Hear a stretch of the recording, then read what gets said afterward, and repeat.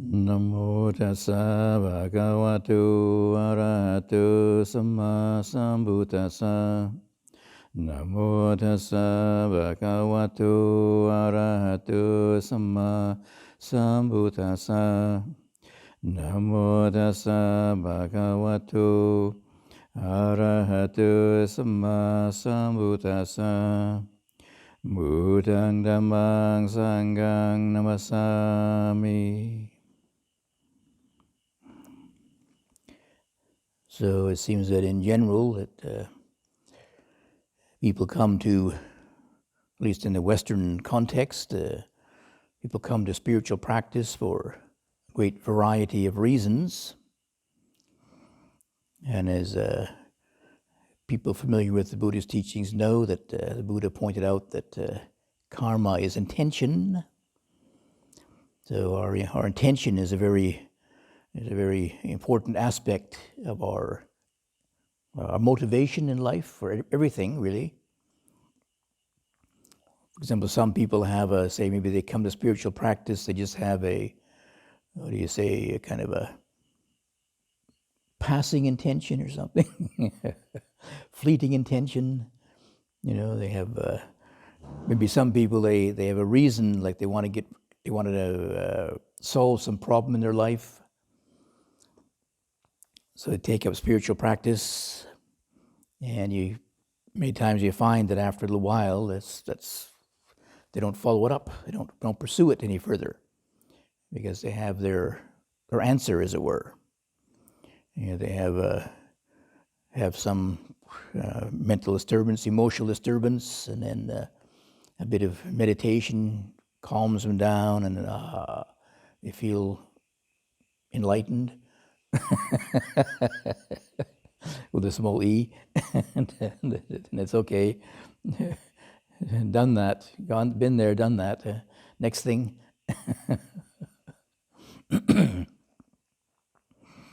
Somebody asked me why I, came to spiritual practice, and I must admit, I don't know. I think I gave them some kind of very vague answer that something like I always had this feeling there was more to life than just the ordinary, find a career and raise a family and be happy and successful. More to life than that. I didn't quite know what else there was, but must be more to it than that. I mean, the Creator didn't create human beings just to have a career, did they? Did he? Did he? He? Sure? She? It? Must be more to it than that. I mean, but I didn't quite know what that was, so I set off in sort of an odyssey, I guess. Had to find out the meaning of life or something, but as I kind of researched different things, philosophies and stuff, and eventually it seemed that religion was the system that held the key to the ultimate answers. It was when people ask ultimate answers, ask ultimate questions. What's the meaning of life? How do things begin? Where does life go after death? And that's, they call it religion, right? And of course, there are various expressions of that.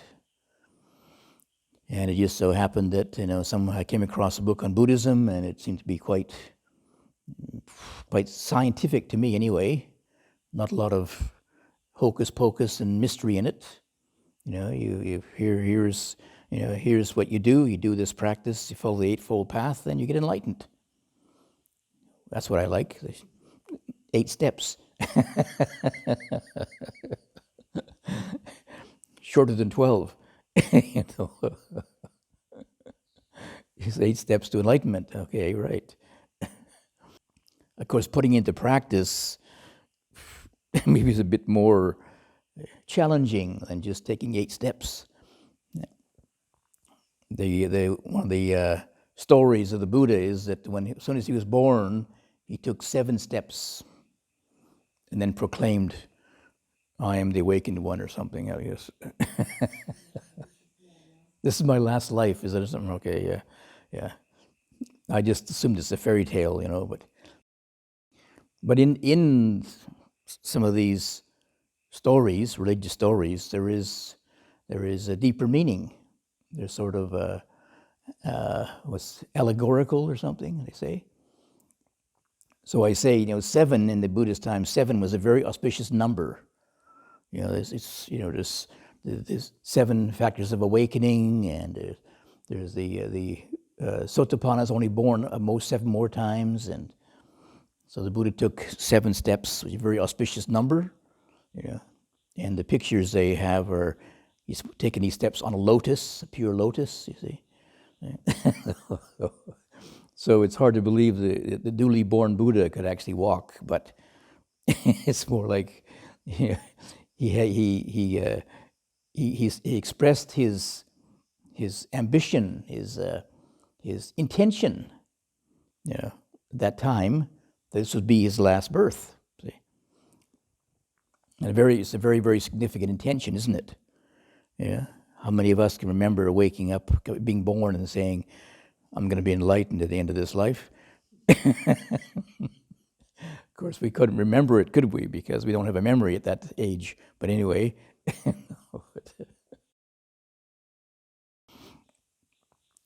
or even just in the course of our life, how many of us have, kind of welcomed that intention to be enlightened at the end of this life? But anyway, we come anyway. People come for different reasons, with different intentions. But sometimes their path leads them in a different way. I could never imagine that when I went on my odyssey looking for the truth, I'd end up here at Wat Buddhadhamma.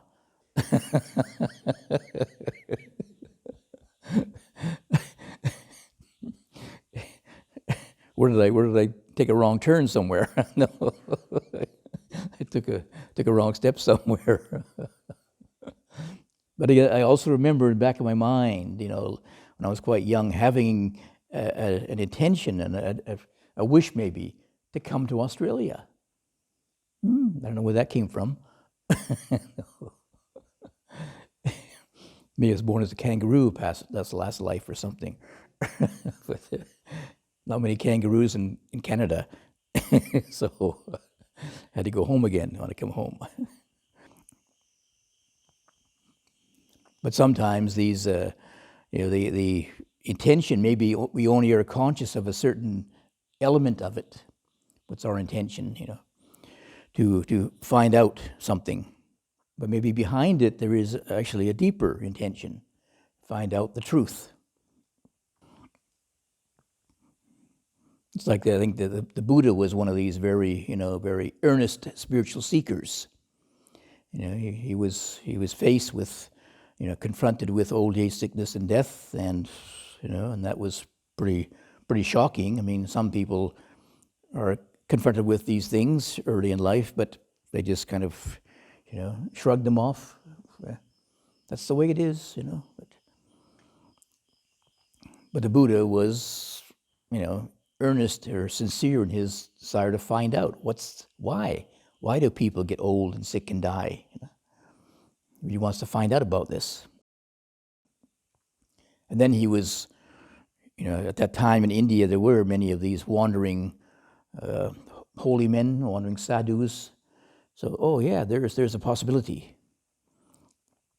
We don't know how many people today have seen this wandering monk in Cabramatta and been inspired. They've been so depressed with their lockdown and whatnot, and being stuck with their own mind for so many days, and then suddenly see this wandering monk wandering through Cabramatta, not going shopping. He's obviously there for some other reason. Why is he there? And maybe it just sparks off something in their mind.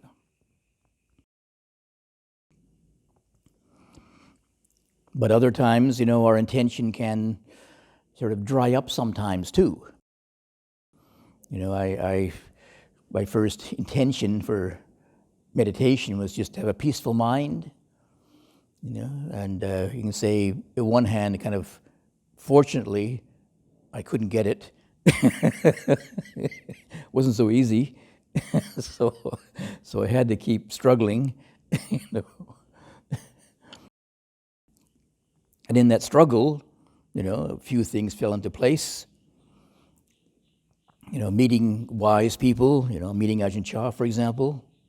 There was another kind of fortuitous situation. I was just writing about it today because some people are working on a book about the history of Wat Nanachat, the international monastery in Thailand, and they're in 2025 will be 50th anniversary. So they're putting together these various recollections of people's experiences there. So I wrote down how I ended up there. And it was just a series of, you can say, I don't know, they weren't planned. Just happened to meet somebody who was in communication with somebody else. And I had no intention to go to Wat Pah Pong. I heard some stories about it, and that was enough. No, it's too strict. They have one meal a day and very, very simple food in northeast Thailand, sticky rice and and a few other things. So I wasn't interested to go there. Group practice? No. I like to do my own practice, not in the group. Thank you. And then having a teacher there, and the idea of having a teacher over my shoulder. No, thank you. I know how to meditate. I'll do it myself, thank you. But then when I was just about the end of my limit, just about exhausted my resources at this monastery in Thailand, then I met this other monk, and he was in communication with Ajahn Sumedho, who just wrote to him and said, well, come to visit me at this new international monastery. The teaching's in English. So I said, well, I'm restless, let's go for a trip. My last chance, maybe, before I leave, And it just turned out that, anyway, he couldn't go, so I ended up going myself. Maybe it was better because I had my own adventures.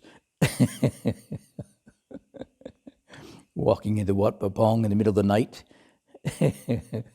floundering around through the forest in the dark, being directed into the dark by a blind gatekeeper. It was really almost absurd in a way, Then they arrived there, and and I just opened the door, and as I opened the door to the sala, in the dark, the lights went on, and all the monks are sitting there, meditating, with Ajahn Chah in the middle, and just like he's going to say, "Oh, Ajahn Tiradhammo, welcome."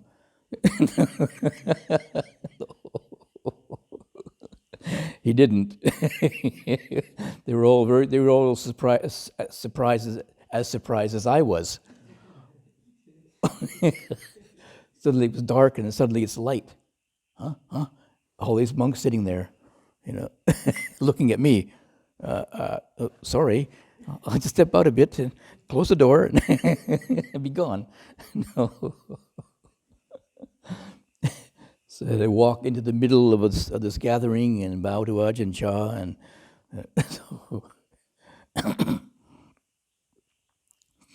but anyway, that was just one little adventure. It went on from there. But another like unfortunately, the monk I was going to travel with to Wat Pah Pong, he never made it there. He ended up dying of malaria only a few months later. So he missed the chance, and he was the one who wanted to go, you see. He was the one who encouraged me. Well, he was my incentive for going there, and never made it. Yeah. So, well, who knows? It might have been the other way around, If I'd have stayed there, I might have died of malaria too, but.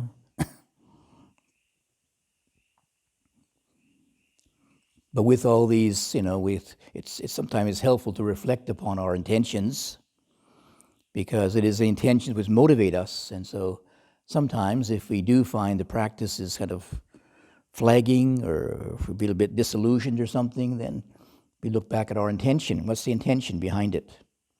Is our intention here just to feel good, have a good time, find some easy way? It's not very high-minded intention, is it? But if we're willing to look beyond that, sometime in the scriptures they talk about how it's just the right aspiration is, to realize the unrealized, to accomplish the unaccomplished, to practice, to realize the ultimate. Very, very vague things, but there's so much sort of beyond our immediate reach that it does give us a bit of a energy to strive for, something to strive for. Like, do any of us know really what enlightenment is? Besides the definition in the book. Nibbana. Yeah. Bells and whistles, anybody?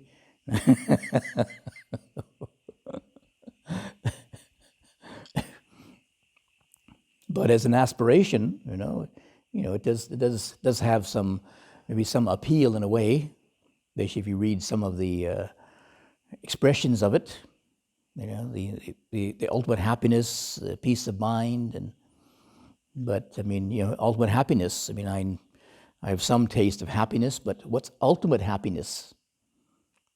Maybe I'll try and find out. And one does realize that in the course of the practice, though, that one's ideas, one's concepts tend to get altered. I thought originally that I'll just go and meditate for a month, sort of realize a profound enlightenment type experience. Then I can go back home and have it with me all the time, like have it in my kit bag, you see. When I feel depressed, I just open it up and, oh yes, ultimate truth, yes, it's right there. I don't breathe it and taste it every day, but it's still right there.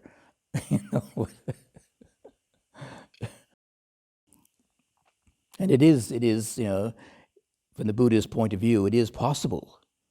And for some people, they might have had a little taste of it. But one begins to realize that it's not a thing, not something I can just collect up in my little bag and take it home with me.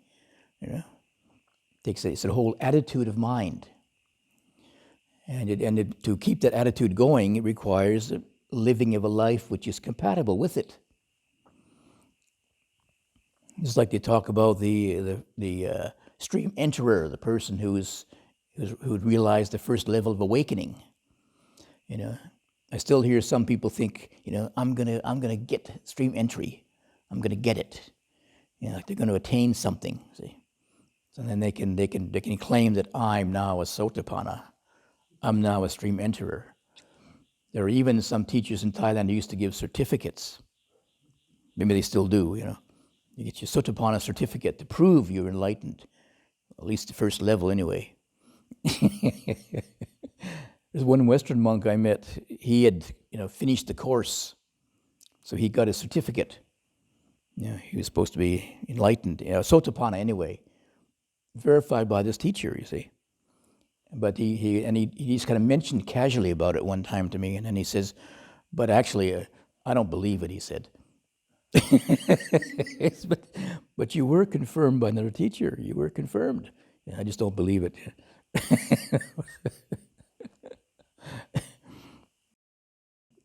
And if you read the books about it, it is possible that one could imitate it, I would say.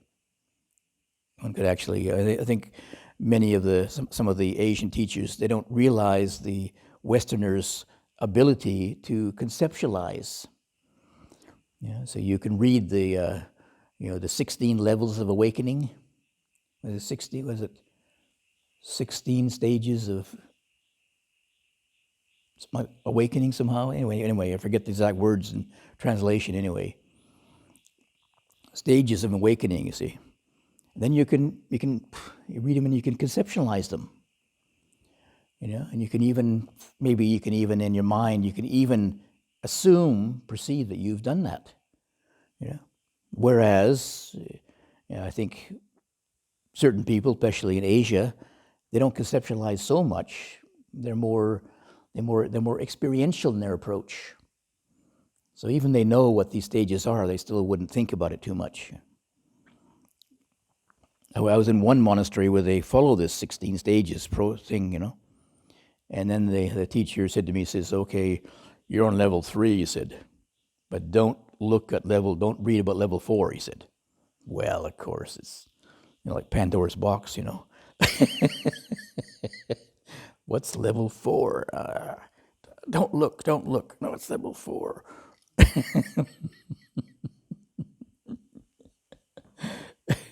But I already read the book anyway, so I knew it before he even told me.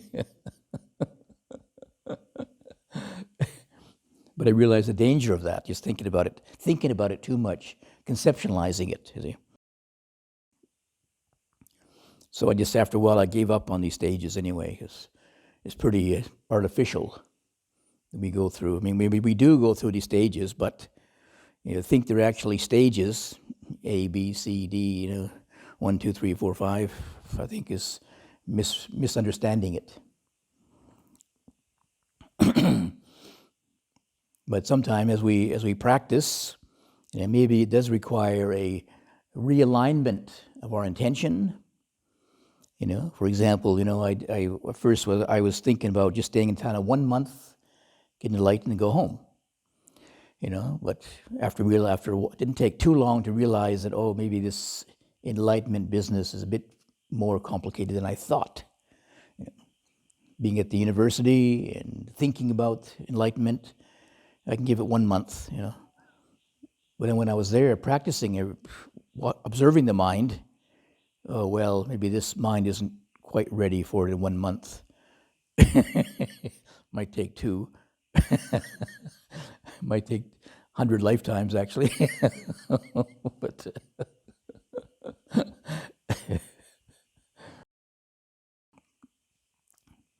But actually turning it into an experience, is quite different than the idea, the concept.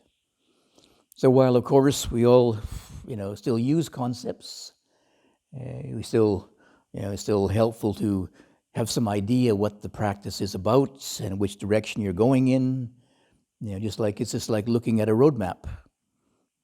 Well, don't look at roadmaps anymore, do we? We look at, GPS or something or other. But it can be helpful to know where you're going anyway.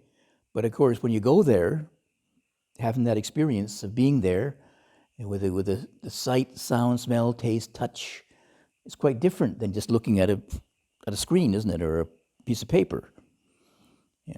Sometimes it's completely different. You get really totally disorientated by thinking it's going to be just a nice flat road. Yeah.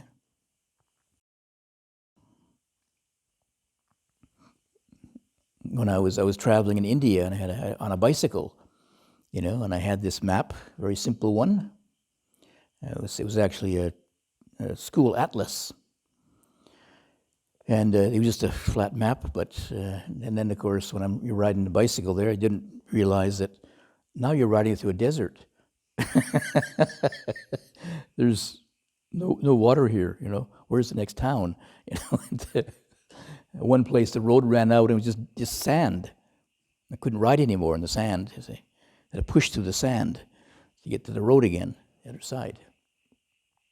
Or riding along and then, there's a hill there. I didn't see that on the map.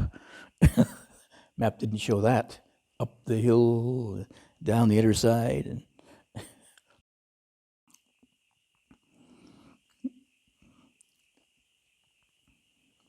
But as we go along with the practice, it's helpful to reevaluate just our concepts, our ideas, our expectations, our intentions.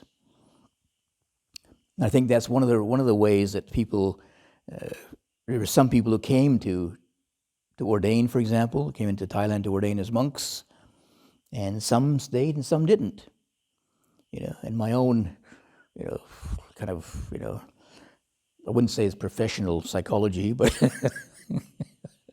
my own passing observation was, the ones who had the kind of held on to this very strong expectation, they're going to come there and, stay for, a certain amount of time and become an enlightened monk and all this. They were usually the ones who left first. Were the ones, others like myself and a few other travelers, we had no big expectations. So a month came along and my visa was going to expire, so I had to think and reconsider, to reevaluate.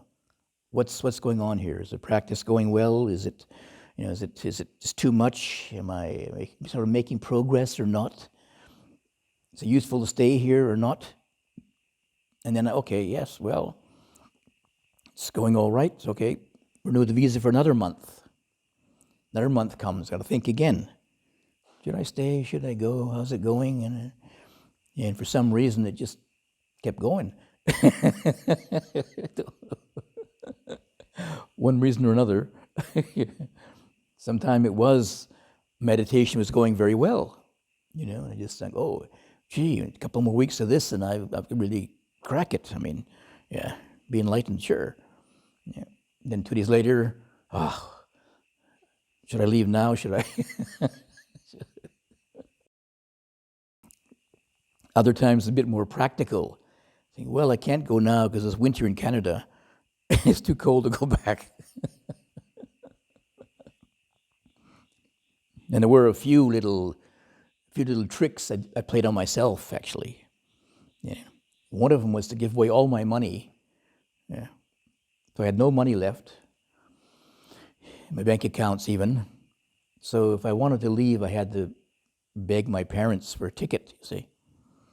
And of course, they'd give it to me right away, but a bit embarrassing to have to, 25 years old and you're begging your parents for money.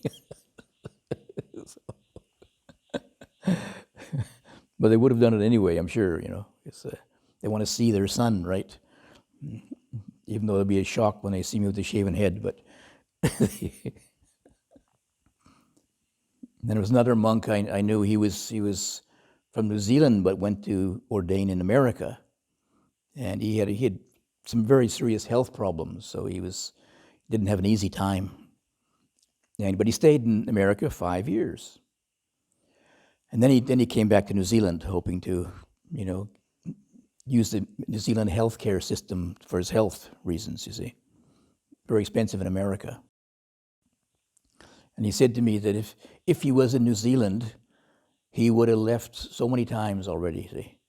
He'd just walk out the front gate, you see, and then call his parents, take him home. But here he was in America, and it was a long way to go to New Zealand from America. So when he thought about leaving, and he'd kind of think about it in his mind, then he thought, but then I have to do this and that, and get a ticket and get a plane ticket and go to the airport, and just too much trouble. Put it off.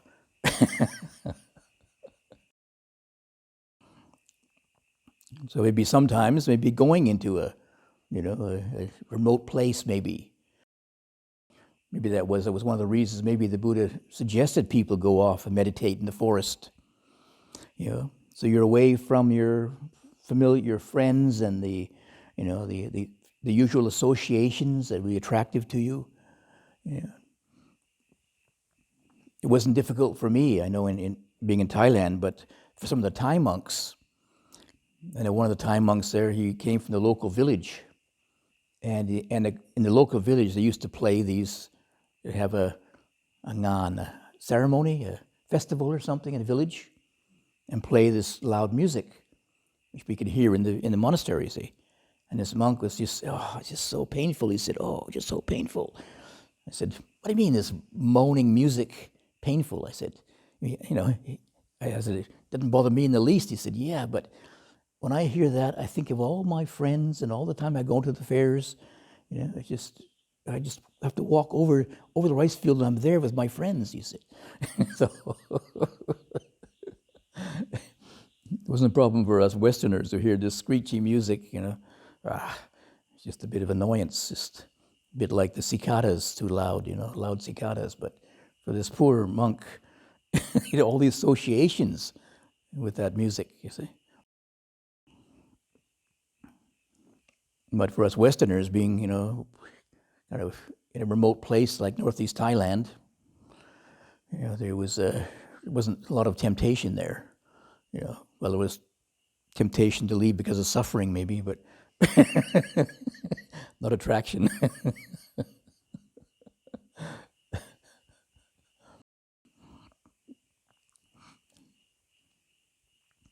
Then we come to the practice. There are certain factors the Buddha is emphasizing. Just to mention, for example, the 5 spiritual powers.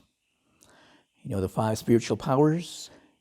There's collectedness, there's energy, there's wisdom, there's faith, and mindfulness. It's 5. And these are kind of foundations of meditation practice. Most people emphasize, of course, collectedness, samadhi, concentration, or mindfulness.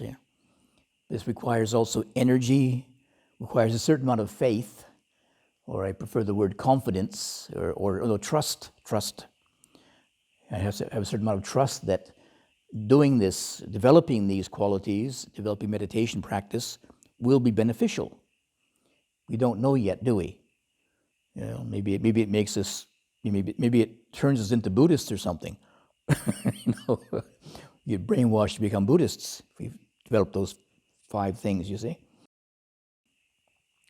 Maybe just makes our brain, atrophies our brain or something. How do we know this is going to lead to enlightenment?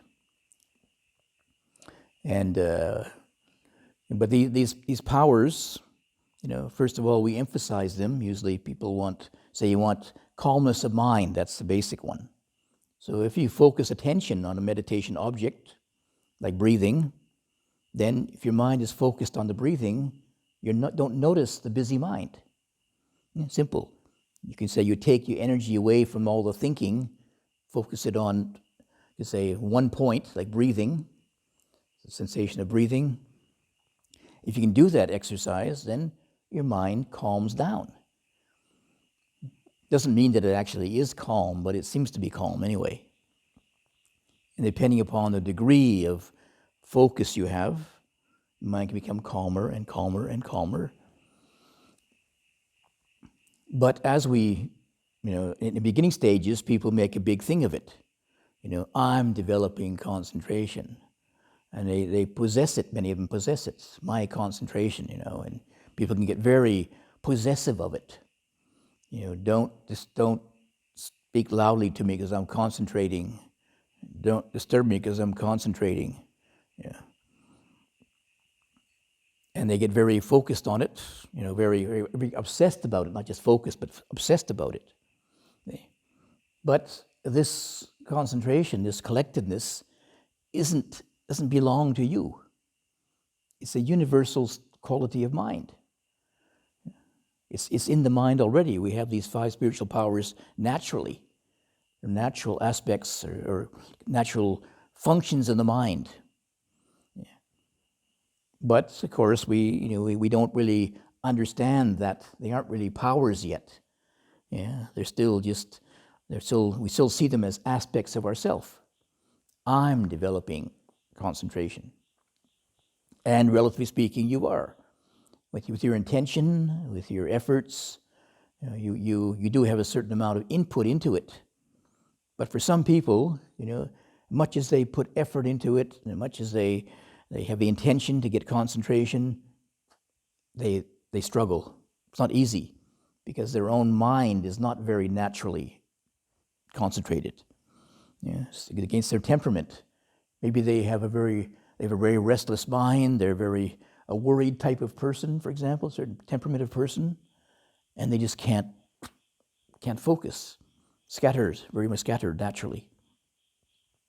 But of course, you can't say that, that their efforts don't give results eventually.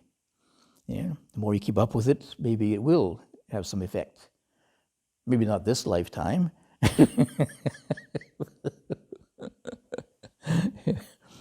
Yeah, but it is a good intention. It is a noble thing. I mean, a useful thing, not noble. That's very noble in the beginning, but it is a useful quality of mind to cultivate, right?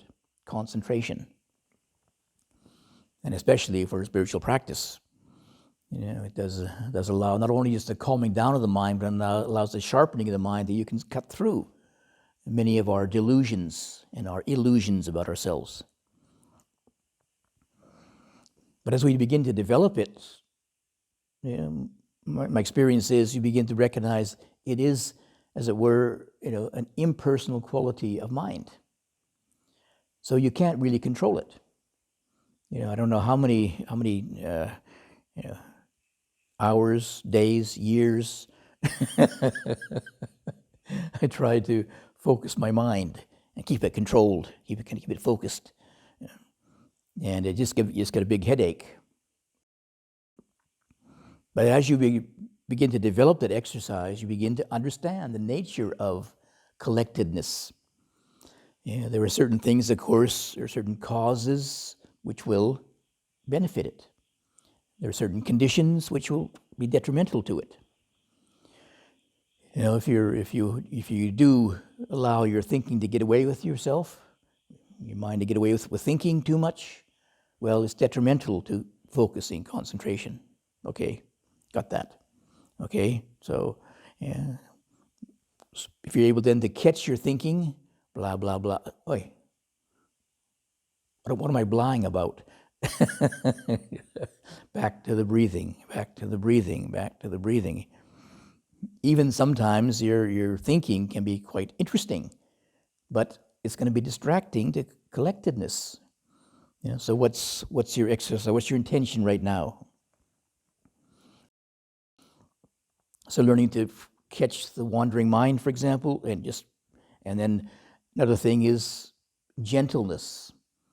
If you get too compulsive about it, you get too strong-armed about it, too compulsive, it's going to react too. The mind's going to react and say, "You're not going to tell me what to do. I got a mind of my own. Shut up. Leave me alone." And it takes off. So say, okay. Just take it easy. One breath at a time. Back to the breathing. Don't get annoyed. Back to the breathing. If you get annoyed that the mind is busy, that's another thought, isn't it? Yeah. So another doesn't work either. So you got to control your anger and annoyance with it, and just try to keep up with the exercise gently, patiently, gently. Back to the breathing, and try to harmonize to some degree with the nature of the mind. And sometimes you notice the mind is just blah, blah, blah, blah, blah, blah, blah, and it doesn't matter if you sit there for an hour, you're just wasting your time. So, get up and, change your posture, do something else, do a bit of cleaning or something, do a bit of tidying, and sit down again and change the kind of mental atmosphere a little bit. And then maybe the mind settles. Maybe not. You go, okay, not today. Maybe tomorrow.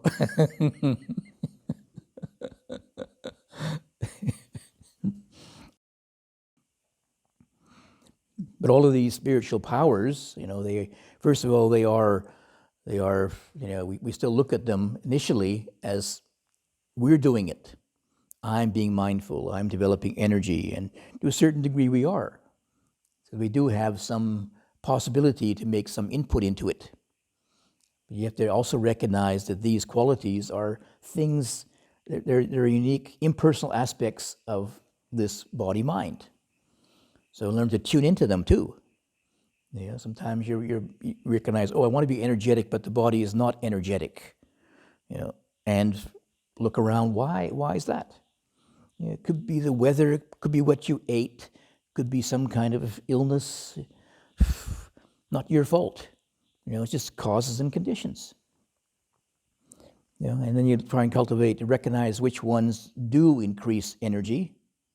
Eating too much doesn't increase energy, but not eating enough doesn't increase energy either. So you got to find the right amount to eat, right amount of sleep to get. Everybody's different. I remember one of the wisest things I read about Ajahn Chah. Well, there was a booklet around about questions and answers with Ajahn Chah, and one of the wisest things I came across was somebody asked him about how much sleep should I get, and he says, I don't know. Check it out yourself. Find out yourself how much sleep you need.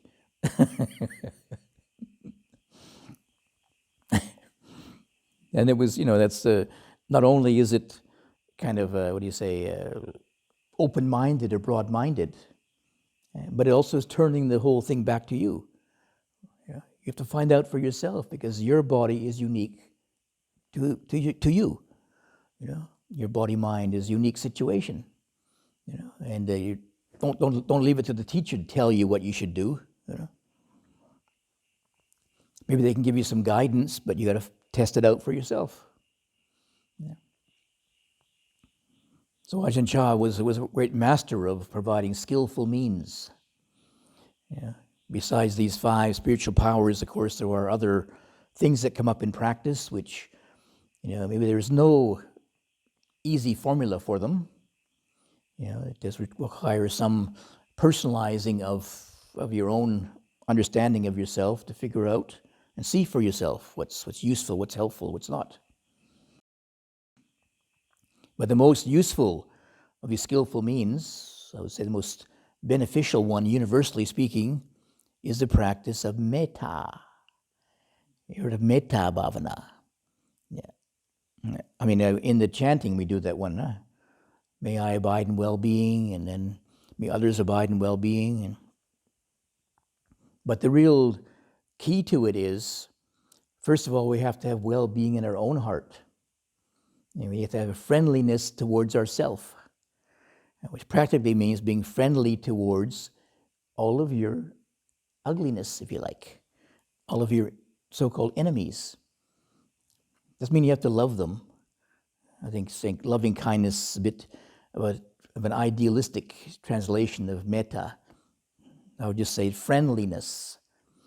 I don't love my anger, but I can be friendly to it. Gives it, at least for me, it gives it a possibility that that's something I can do. And normally we have these unpleasant aspects of ourselves, even me, even us. It was hard to admit. Most of us try to ignore them, but they do exist. And if you are trying to focus your attention on your breathing, you might notice them sometimes. These things come in, these irritations and these distracting thoughts, etc. Well, mostly we just turn them into enemies, don't we? Don't like this thought because it's disturbing my meditation practice. So we turn them into enemies, basically. So when you turn into an enemy, you're going to have to fight with it then. And the fighting is very, very unpeaceful, physically and mentally. When there is a fight, your body tenses up and your heart rate increases, and it's not very healthy. Physically speaking, not very healthy either. To be angry with things, have an enemy, But if we try to, then the Buddha realized this, of course. The Buddha said that hatred is not overcome by hatred. Hatred is overcome by metta. It's actually non-hatred, actually. I think it's amoha or something other. Loba dosa moha dosa.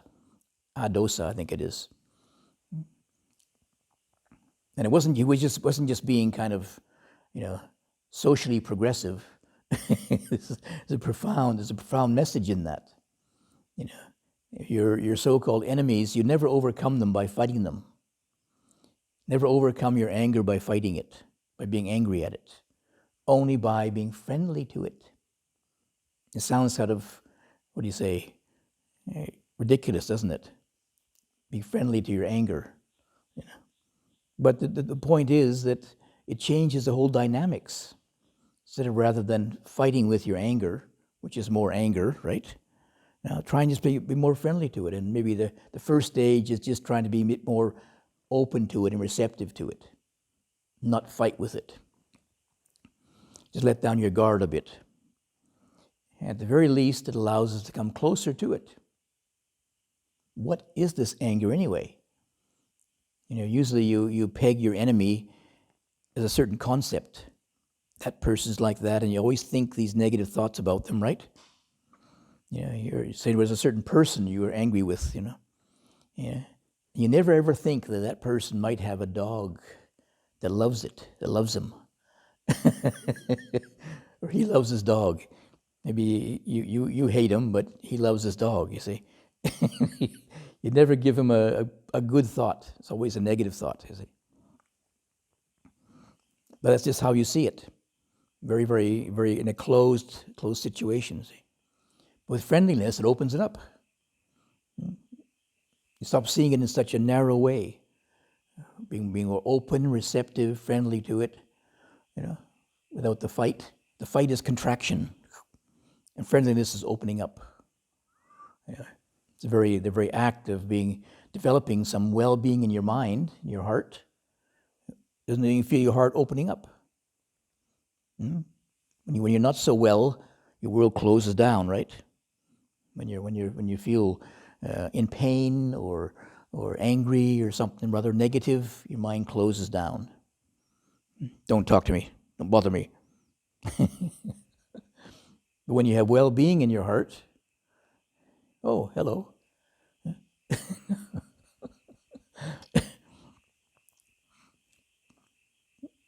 So when we come across these so-called, unpleasant negative aspects in life, which we invariably will if you really are developing mindfulness, being really mindful of a whole range of states of mind, you'll come across the negative ones we've been hiding away from.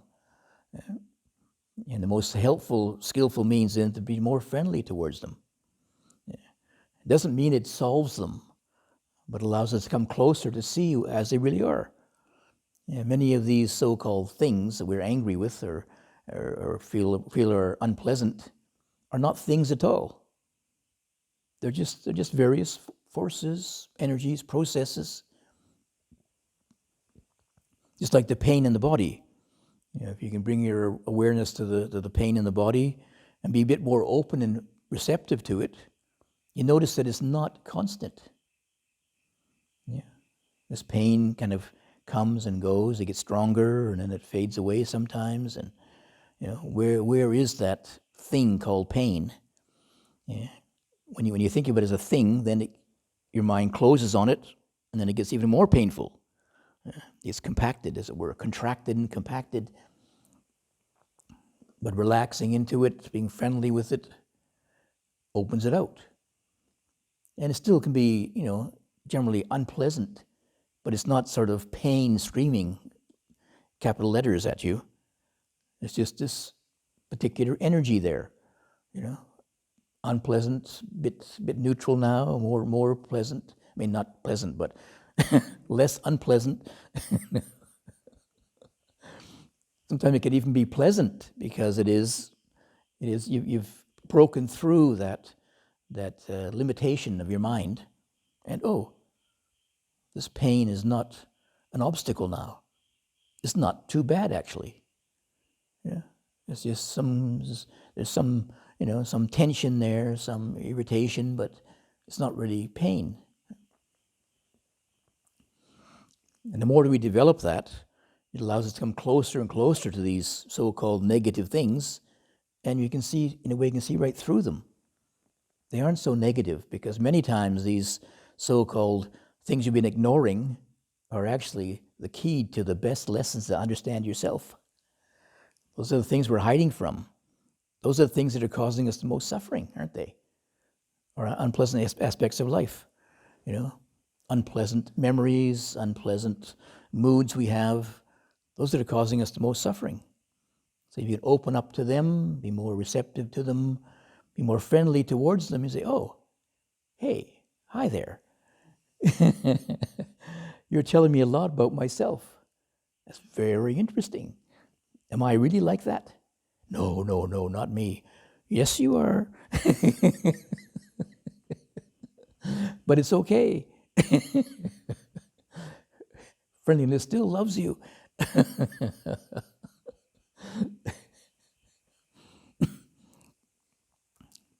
So what it sounds maybe in the beginning a bit ridiculous, a bit absurd, but we actually can shift our attitude, because again, all these ways we look at things are just our attitude. Whether things are really pleasant or unpleasant, it's all in your mind. Just an attitude we have. But it's not a matter of just knowing that in your brain, because we have a long experience of unskillful relationship with pain, if you like, with suffering. The Buddha says if you really understand suffering, then you can reach the end of suffering. So most of us have, for a whole lifetime, kind of a lot of unresolved pain we dealt with very unskillfully, so it's a matter of experiencing it, re-experience it, if you like. Just going into some of the pain of your life, but now with a new attitude of friendliness. That pain of your life is part of you. Do you fight with it and try and conquer it, or do you own it? When you can become part of it and receive it, you don't have to hold on to it anymore. Don't have to flee from it, run away from it. You can be free from it then. It's the only way to free yourself from it is to make it fully conscious. Into consciousness, and out of consciousness. Becomes fully conscious then. But most of the things we are causing us the suffering are those things we don't want to look at, we're hiding from. And they're still there, but we just try to ignore them, but they're still niggling away at us, eating away at us, causing us endless nightmares, maybe, at the very least.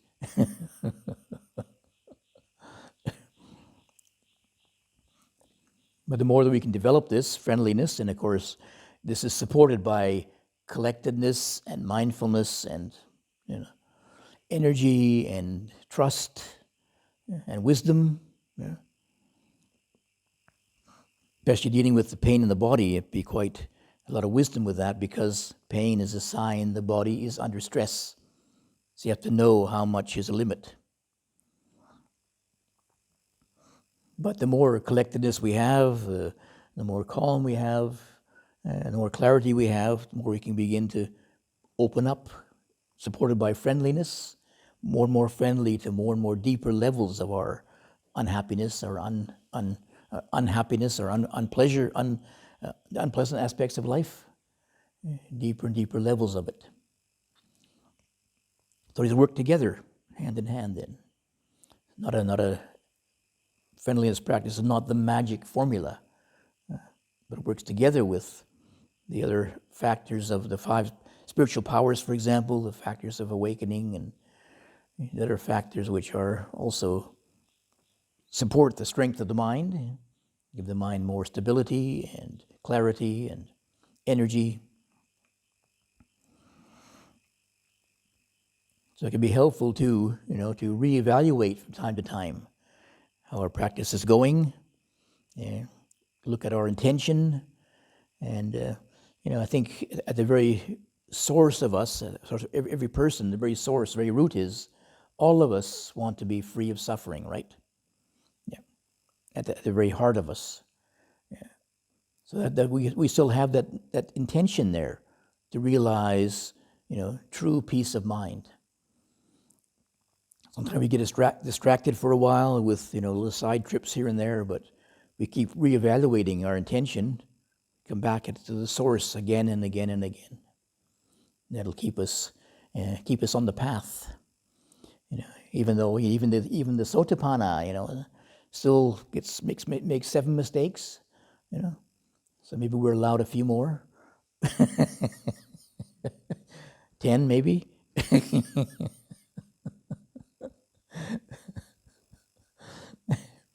But with a constant reflection, we can come back to the source again and again and reevaluate and keep returning again. I mean, I think the meaning of religion is something like return to the source,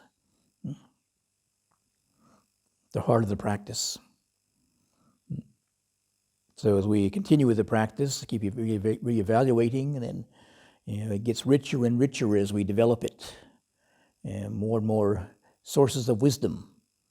Some of these sources of wisdom can be quite amazing, quite surprising. Yeah. Quite surprising that your pain can be a source of wisdom. Isn't that interesting? Check it out. So I leave it for your experimentation.